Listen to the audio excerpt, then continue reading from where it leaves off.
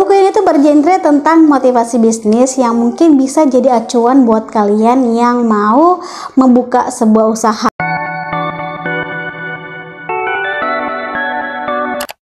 Hello Book Besties, welcome back to my channel. Halo semuanya, apa kabar? Aku harap kalian dalam keadaan happy and healthy. Seperti yang kalian lihat di judul, aku bakalan mereview sebuah buku yang berbeda dari buku kebanyakan. Tapi sebelum ke videonya, jangan lupa untuk follow aku di Instagram @fatimuin, karena di sana aku ngupload bugis konten yang gak aku upload di sini.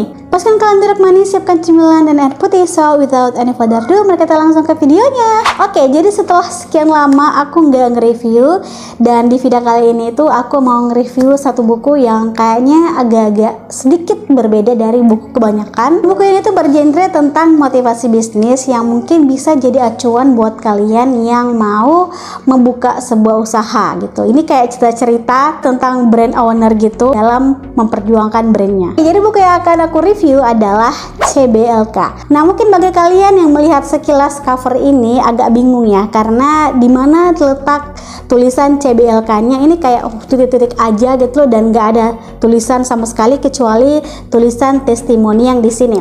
Well, aku bakalan ngebahas covernya dulu sebelum ke reviewnya.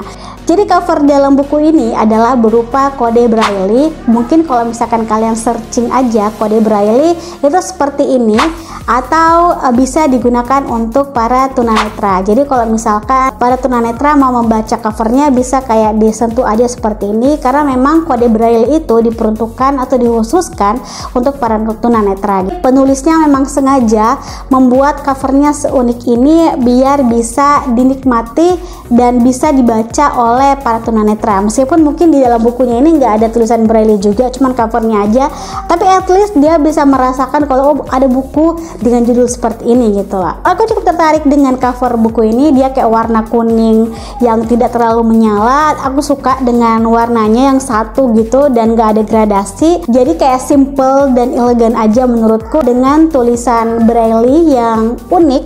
Jadi kayak menambah kesan buku ini tuh bener-bener berbeda dari buku yang lainnya. Oke, jadi secara garis besar buku ini tuh membahas tentang sebuah kisah atau cerita di balik UMKM di Indonesia. Mungkin bisa dibilang cerita aktivis sebuah brand lokal. Jadi dalam buku ini tuh Mas Oksan mengatakan kalau buku ini merupakan perwujudan dari keresahannya mengenai nasib brand lokal yang semakin terpinggirkan oleh dominasi brand-brand global yang ada di Indonesia. Jadi seperti kita tahu ya, tidak hanya brand lokal tapi juga brand global juga bisa masuk ke Indonesia. Buku ini diceritakan dengan sangat kekinian, sederhana dan mudah untuk dipahami. Kalau soal gaya bahasa, emang pas aku baca rasanya itu kayak buku ini sedang mengulas sebuah brand lokal yang bagus-bagus gitu. Jadi kayak kita tuh tergiur untuk melihat, wah ini tuh produknya apa gitu. Jadi setiap ceritanya itu benar-benar punya kisah tersendiri yang unik dan penuh perjuangan. Yang menariknya di buku ini juga dilengkapi dengan foto dan sosial media brand yang semakin memudahkan kita untuk menemukan kontak brand tersebut. Jadi kita tuh nggak perlu susah-susah untuk nyari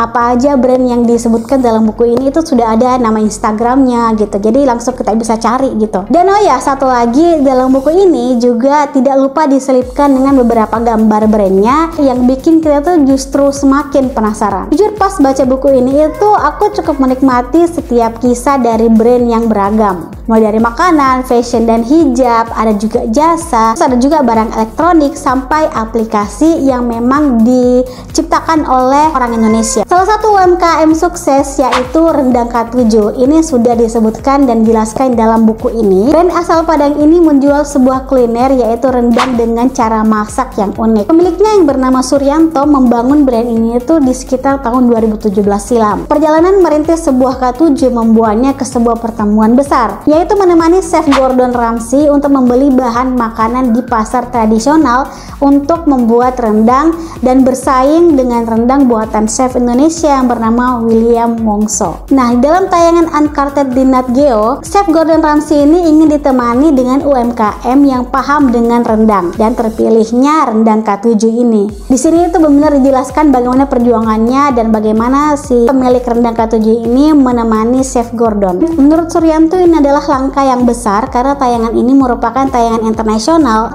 yang sempat buat heboh Indonesia. Menurutku kisah dibalik semua brand UMKM di Indonesia ini tuh tidak dibilang mudah gitu, karena mereka memiliki kisah dan perjalanan yang panjang untuk meraih sampai di titik ini. Well, aku harap dengan adanya buku ini kita jadi lebih banyak memiliki rekomendasi brand lokal yang tidak kalah dengan brand global. Gimana dengan kalian dengan buku ini? Kalian bisa ungkapkan pendapat kalian di kolom komentar. Jangan lupa untuk subscribe, like, dan share ke media sosial yang kalian punya biar kalian gak ketinggalan video selanjutnya. Thanks for watching, have a nice day, see you next video. Bye bye.